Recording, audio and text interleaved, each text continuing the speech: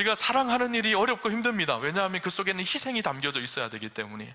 그러나 그 희생과 헌신이 담겨진 사랑은 강력한 능력이 있습니다. 사람을 변화시키는 능력이 있는 것이죠.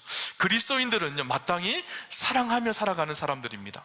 아니, 사랑만 하고 살아가야 되는 사람들이 우리 그리스도인들이죠. 우리가 잘 아는 갈라디아서 5장 22절 23절에 보면 성령의 열매가 나옵니다. 성령의 열매는 사랑과 희락과 화평과 오래 참음과 자비와 양성과 충성과 온유와 절제이죠. 성령의 열매가 몇 가지인가요? 9가지입니다. 그런데 이 성령의 열매가 9가지지만 가만히 그 말씀을 묵상해 보면 성령의 열매는 한 가지입니다. 사랑이거든요. 나머지는 다 사랑에서 파생되어진 것이고, 사랑이 있는 사람들 속에 나타나는 열매들인 것이죠. 사랑이 있는 사람들에게 나타나는 실천적 삶인 거예요. 희락, 오래 참음, 화평, 자비, 양성, 충성, 온유, 절제, 이 모든 것이 사랑 때문에 나타나는 열매들인 것이에요. 그래서 고린도전서 13장에 보면 사랑에 대한 이야기가 나옵니다. 사랑은 오래 참고 온유하며 시기하지 아니하고 자랑하지 아니하고 교만하지 아니하고 무례히 행하지 아니하고 자기의 유익을 구하지 아니하고 성내지 아니하고 악한 것을 생각하지 아니하고 불의를 기뻐하지 않고 모든 것을 참고, 사랑 속에 이런 열매들이 다 나타나게 되어진다는 거예요. 그래서 믿음, 소망, 사랑, 이 모든 것이 우리 안에 있어야 되는데 그 중에 제일은 뭐라고요? 좀 적극적으로 화답을 해주셔야지 제가 더 기쁜 마음으로 설교를 할 수 있을 것 같아요. 그 중에 제일은 사랑이라, 그죠? 평상시에도 이렇게 해주시면 너무 좋을 것 같습니다. 오늘은 우리가 이 사랑을 실천하기 위해서, 사랑을 실천하는 것이 결코 쉽지 않거든요. 실천할 수 있는 원리가 무엇인지 오늘 본문은 우리에게 이야기를 해주고 있습니다. 오늘 본문의 이야기는 바리새인 시몬에 대한 이야기입니다. 바리새인 시몬이 예수님을 집에 초청했습니다. 바리새인이 예수님을 초청한다는 것이 결코 쉬운 일이 아니었거든요. 그런데 아마 그의 마음속에 예수님을 초청함으로 인해서 자신을 과시하고 싶은 마음이 좀 있었던 것 같다라는 생각을 해봅니다. 바리새인이 예수님을 초청했습니다. 그리고 예수님께 정성스럽게 대접을 하려고 준비를 합니다. 그런데 그 집에 뜻밖의 사건이 일어납니다. 어떤 사건이었는가 하면 한 죄 많은 여인이 그 집 안으로 들어온 거예요. 성경에 보니까 뭐라고 기록하는가 하면 37절에 그 동네에 죄를 지은 한 여자라고 기록을 하고 있고, 또 죄인이라고 직접적으로 이야기합니다. 이 죄가 무엇인지 우리가 알 수 있는 것이 무엇인가 하면 많은 학자들은 이 죄가 간음한 일이었다고 추측을 합니다. 창녀였죠. 몸을 파는 여인이었었어요. 부정한 여인이라고 취급받던 그런 여인이었었어요. 그 여인이 예수님 앞에 나오는 것이었어요. 요한복음에 보면 가늠하다 현장에서 붙잡혔던 여인 이야기가 나오는데, 많은 학자들은 그 여인이 가늠하다 현장에 잡혔던 여인이라고 추정을 하기도 합니다. 여하튼 이 사람은 예수님 앞에 나와요. 사람들 앞에 나오는 것이 부끄러운 일이라고 생각했던 것 같아요. 그래서 성경에 보니까 38절에 예수님의 뒤로 그 발 곁에 서서 울며 눈물로 그 발을 적셨다, 그렇게 이야기를 합니다. 예수님 뒤로 사람들 몰래 들어와서 예수님의 발을 눈물을 흘리며 자기가 가지고 있었던 향유옥합, 가장 값비싼 그 향유옥합을 깨뜨려서 자기 머리털로 예수님의 발을 씻는 것이죠. 이 모습을 보고 달갑지 못하게 여긴 사람이 한 명 있습니다. 누군가 하면 바리새인 시몬이었었어요. 왜 그랬을까요? 자기가 예수님을 초청했었거든요. 그래서 마땅히 이 모습에 돋보여야 될 사람이 누굴까요? 자기라고 생각하는 사람이었었어요. 근데 온통 사람들의 시선이 이제 그 여인을 향해 있는 거예요. 그리고 예수님은 그 여인이 아주 특별한 이상한 행동을 하는데도 불구하고 제재하지 않습니다. 그래서 예수님께 따지면서 이 사람이 묻습니다. 오늘 보면 39절을 보니까 이렇게 얘기합니다. 예수를 청한 바리새인이 그것을 보고 마음에 이르되 이 사람이 만일 선지자라면 자기를 만지는 이 여자가 누구며 어떠한 자 곧 죄인인 줄을 알았으리라 하거늘. 예수님이 진짜 선지자면 이 여인이 죄인이라는 것을 알았을 것이고, 이 여인이 자기에게 접근하면 물러가라 이 여인아, 이렇게 말하는 것이 정상이었을 거라는 거예요. 그런데 예수님이 어떻게 하시죠? 이 여인을 용납하십니다. 이 여인의 행동을 제재하지 않으셔요. 그리고 가만히 지켜봅니다. 왜 그러셨을까요? 이 여인이 굉장히 이상한 행동이었거든요. 굉장히 불편한 행동이었거든요. 그럼에도 불구하고 예수님께서 이 여인의 마음을 아셨던 거예요. 예수님을 순전하게 사랑하는 마음, 예수님 앞에 진실하게 나아가고자 했던 이 여인의 마음을 예수님께서 기쁘게 받아들이신 것이죠. 바리새인 시몬은 이 여인의 마음을 몰랐어요. 그러다 보니까 자기 입장에서 생각하다 보니까 이 여인이 너무너무 불편한 거예요. 예수님께서 이 시몬을 향해서 이렇게 설명해 주십니다. 7장 44절 46절에 이렇게 얘기합니다. 그 여자를 돌아보시며 시몬에게 이르시되 이 여자를 보느냐? 내가 내 집에 들어올 때 너는 내가 내게 발 씻을 물도 주지 아니하였으되 이 여자는 눈물로 내 발을 적시고 그 머리털로 닦았으며 너는 내게 입 맞추지 아니하였으되 그는 내가 들어올 그때에 내 발에 입 맞추기를 그치지 아니하였으며 너는 내 머리에 감람류도 붓지 않았으되 그는 향유를 내 발에 부었느니라. 너는 내가 들어올 때 나에게 씻을 물도 주지 않았고 나를 그렇게 기쁘게 환대하지 않았는데, 너는 나에게 진심으로 사랑을 보여주지 않았는데 그 여인은 네가 하지 않은 다른 모습이 있었다라는 거예요. 그리고 생각해 봅시다. 시몬의 심기가 왜 불편했을까요? 자기가 그 집의 주인인데 자기는 예수님께 주변으로 밀려 있는 거예요. 그리고 자기는 의로운 사람입니다. 바리새인들은 당시에 경건함을 추구했던 의로운 사람이라고 생각했거든요. 하나님 앞에 11조도 열심히 하고 경건의 생활도 멈추지 않고 금식도 하고 종교적 경건 행위가 다 있었던 사람이에요. 그런데 자기는 밀려나고 오히려 자신은 예수님 앞에 책망을 듣고 그 여인은 예수님께 칭찬을 듣는 거예요. 이 상황이 이해될 수 없었던 것이죠. 그래서 예수님께 항의하듯이 자기의 불만을 이야기하는 것이었습니다. 예수님께서 바리새인 시몬에게 내가 없는 것이 있다라는 것을 이야기해 주시는데요, 41절 42절에 보면 이렇게 말씀하십니다. 이르시되 빚 주는 사람에게 빚진 자가 둘이 있어 하나는 500데나리온을 졌고 하나는 50데나리온을 졌는데 갚을 것이 없으므로 둘 다 탕감하여 주었으니 둘 중에 누가 그를 더 사랑하겠느냐? 이 말씀 속에 담겨져 있는 의미가 무엇일까요? 바리새인 시몬에게 없는 것이 있다라는 거예요. 그 없는 것이 무엇이었을까요? 빚진 마음이 없다라는 거예요. 예수님께 빚진 마음이 없었다라는 거예요. 반면에 이 여인은, 만약에 이 여인이 현장에서 가늠하다 잡혔다가 예수님의 은혜로 살아난 여인이라고 생각을 해보십시오. 얼마나 예수님의 그 은혜에 감사가 되겠어요. 얼마나 기쁘겠어요. 예수님께 자기의 모든 것을 다 쏟아놓고 싶은 그 마음, 진실함이 있었던 거예요. 그래서 향유옥합을 주저없이 깨뜨렸습니다. 반면에 바리새인은 어땠을까요? 나는 아무런 빚진 것이 없는데, 오히려 내가 경건하게 의롭게 행했는데 하나님이 나한테 빚졌지. 내가 이렇게 헌신하고 이렇게 봉사하고 이렇게 열심히 신앙생활 했으니까 하나님께서 나에게 채워주셔야지, 하나님이 나에게 빚지셨지, 이렇게 생각했던 사람이 바리새인이에요.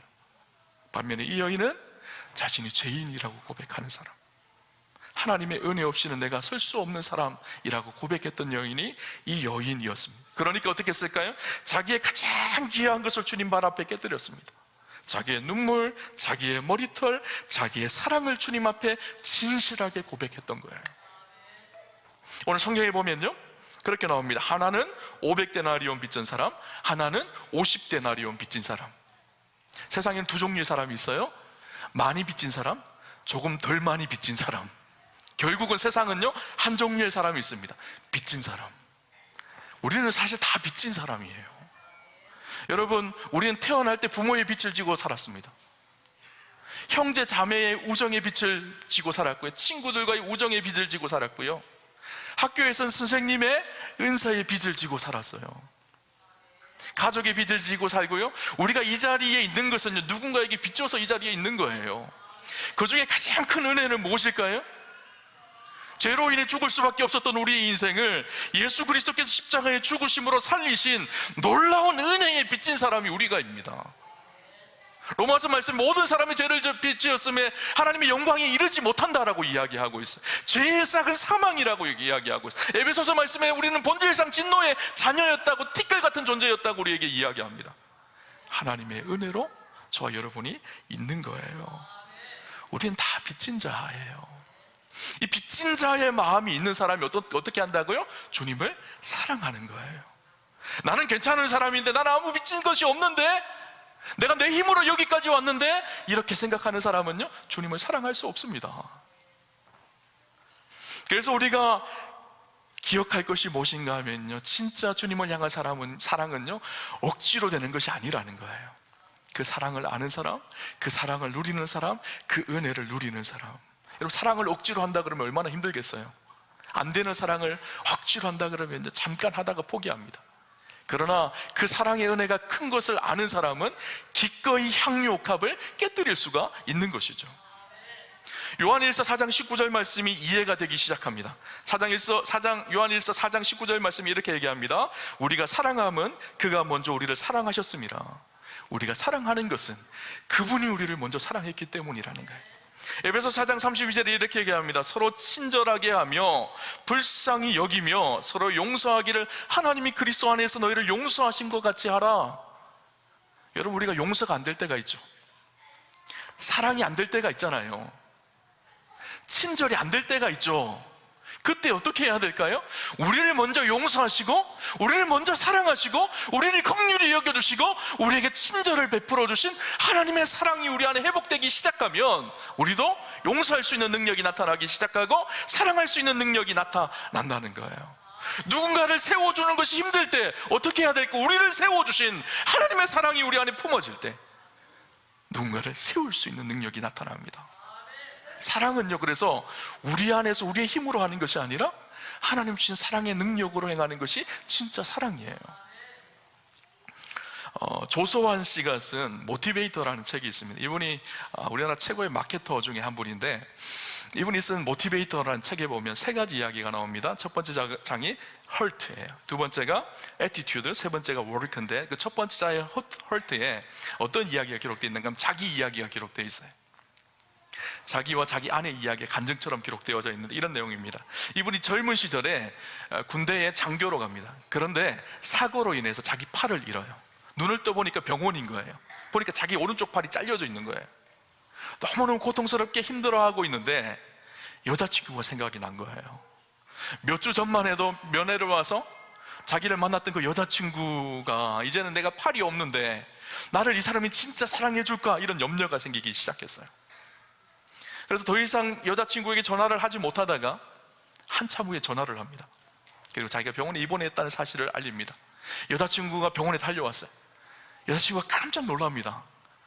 안에 그렇게 건강했던 자기 남자친구가 한쪽 팔을 잃은 거예요.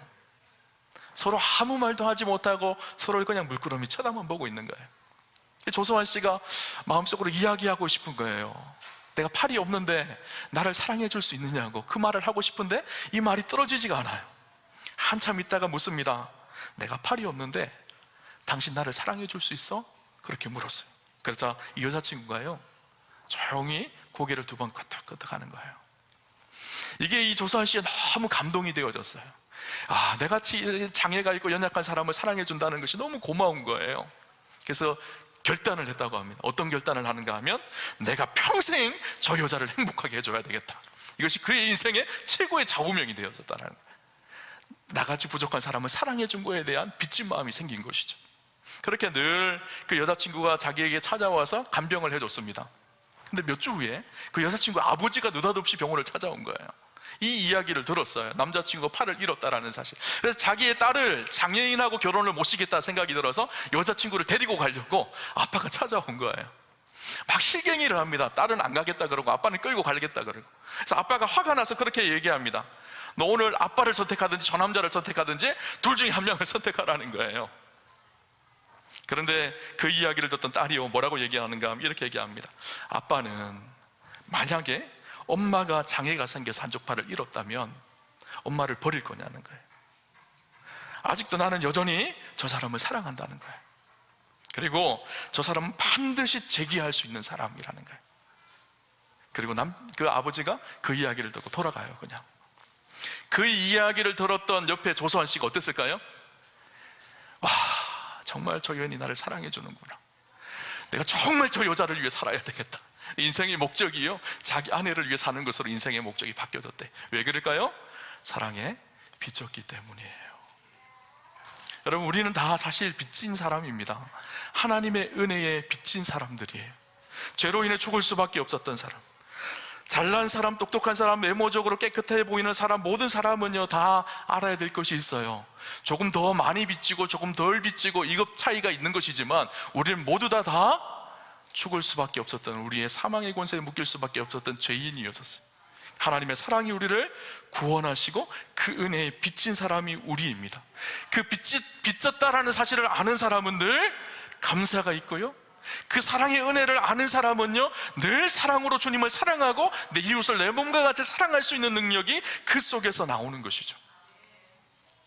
여러분, 혹시나 우리의 사랑이 형식적으로 변질되었거나 우리의 사랑의 진실함을 잃어버렸다면 점검하실 것이 있어요. 무엇일까요? 하나님의 사랑, 나를 사랑하신 그 하나님의 사랑을 다시 한번 기억하셔야 돼요. 사랑의 능력이 내 삶 속에 나타나지 않는다면 정말 나를 사랑하신 하나님의 관계가 올바르게 정립되어져 있는지를 다시 한번 확인하셔야 합니다. 우리가 흔히 자주 하는 말이 있죠. 사랑을 받아본 사람이 사랑합니다. 이 말이 맞는 말이에요. 사랑을 받아본 사람이요 사랑하거든요. 어떻게 사랑하는 줄을 알거든요. 오늘 우리가 살아가는 시대가 얼마나 사랑 타령이 많은 시대인지 모릅니다. 텔레비전만 틀면요 사랑 이야기가 쏟아져 나옵니다. 책만 읽어도 사랑 이야기가 쏟아져 나오고요, 노래만 들어도 수많은 사랑 이야기가 가득가득한 것이 이 세상입니다. 그런데 진짜 사랑 이야기는 별로 없어요. 그 사랑 때문에 자기를 희생할 수 있는 능력은 별로 없습니다. 사랑을 많이 이야기하면서도 얼마나 많은 가정이 깨어지는지 모릅니다. 사랑을 많이 이야기하면서도 얼마나 많은 사람들이 상처받는지 모릅니다. 사랑을 많이 이야기하면서도 깨어지는 교회가 얼마나 많은지 모릅니다. 수많은 사람들이 외롭고 고독하여서 그것을 견디지 못하여 스스로 목숨을 끊는 사람들이 얼마나 많은지 모릅니다. 사랑을 말하지만 사랑하지 않는 시대, 사랑하려고 하지만 사랑할 줄 모르는 시대. 오늘 이 시대가 그런 시대입니다. 모두가 다 사랑에 갈급한 시대. 그런데 말로는 사랑한다 라고 고백하는 시대. 오늘 이 시대의 특징이죠. 자, 설교를 준비하면서 맥스 루케이더 목사님이 쓴 책 한 권이 기억이 났어요. 사랑이라는 책인데 그 책에 보면 이런 이야기가 기록되어 있어요. 목회자들은 서로 사랑하십시오. 성도들에게 이렇게 말한다. 인내하고 친절하게 대하며 서로 용서하십시오. 이렇게 말한다. 그러나 성도들에게 사랑하라고 가르치면서 그들이 사랑받는 존재임을 말해주지 않는 것은 마치 그들에게 수표를 남발하라고 권하면서 은행 계좌에는 입금해주지 않는 것과 같다. 너무나 많은 관계가 마이너스 통장과 같은 신세가 된 것은 어쩌면 당연한 결과이다. 우리 마음에는 충분한 사랑이 없다. 우리 안에 사랑이 없는데 어떻게 사랑하라고 이야기할 수가 있나요? 그래서 우리 그리스도인들이 먼저 생각해야 될 것이 무엇일까요? 우리를 사랑하신 하나님의 사랑의 은혜예요. 그 사랑에 빚진 자가 사랑할 수가 있는 거예요. 성탄절이 되면 크리스마스 트리를 만듭니다. 요즘은 그죠? 크리스마스 트리를 다 인조 크리스마스 트리를 구입해서 그렇게 꾸미지만 제가 어렸을 때만 해도요 산에 가서요 나무를 잘라와서 크리스마스 트리를 만들었어요. 성탄절에 가면요 이제 청년들하고 우리 교회 장로님하고 성탄 트리 만들 나무를 찾아다녔어요. 그 나무를 가지고 오면요 교회 강대상 앞에 탁 세워둡니다. 근데 이게 성탄절이 지나고 나면요 빨리 치웁니다. 왜 그런가 하면 잘라왔기 때문에 금방 시들시들해지는 거예요. 12월이 넘어가면요 잎이 색깔이 바뀌고요 먼지가 쌓이고 혹시나 누군가가 잘못 만져서 이렇게 기대면요 훅 넘어갑니다. 왜 그럴까요? 뿌리가 없기 때문이에요. 뿌리가 없기 때문에 충분한 생명력을 공급받지 못하기 때문에 금방 시들러 말라버리는 것이죠. 우리의 사랑이 그렇습니다. 그리스도 안에서 깊이 뿌리를 박아서 그분의 풍성한 사랑을 누리고 그분의 생명력을 누리기 시작할 때 우리의 삶 속에 진짜 사랑의 열매가 맺혀지는데, 그리스도와 연결되지 않으면 어떨까요? 금방 잠깐을 사랑하는 것 같지만 진짜 사랑의 능력이 나타나지 않는 거예요. 그래서 더 많이 빚진 자가 진짜 사랑할 수가 있는 거예요. 하나님의 사랑의 은혜가 무엇인지를 아는 사람이 진짜 사랑할 수가 있는 것이죠.